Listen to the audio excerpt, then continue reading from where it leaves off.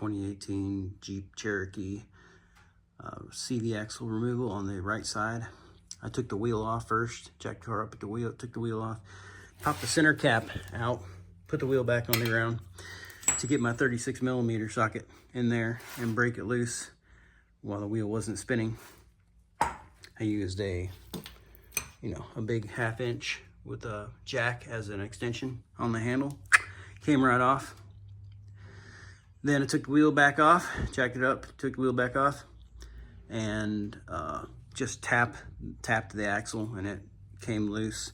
And then I took the CV, or the lower ball joint bolt, I loosened it up most of the way, so it had my big ball joint separation tool. I put it in there, slid it in there, and then pushed the bolt without damaging the bolt because the nut was still there, and when you take the nut back off, it rethreads it if you damage the bolt at all, because there wasn't any extra gappage on the end of the bolt. So that popped loose, and then I used my adjustable pry bar here, which is fantastic.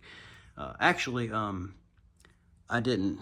I'm going to use this to put it back in.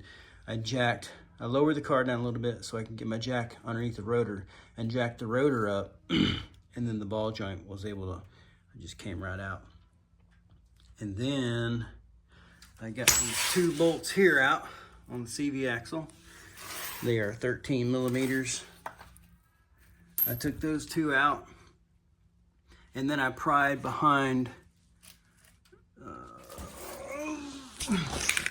this right here with my pry bar and the axle. I shook the axle and it came right out. So pretty painless.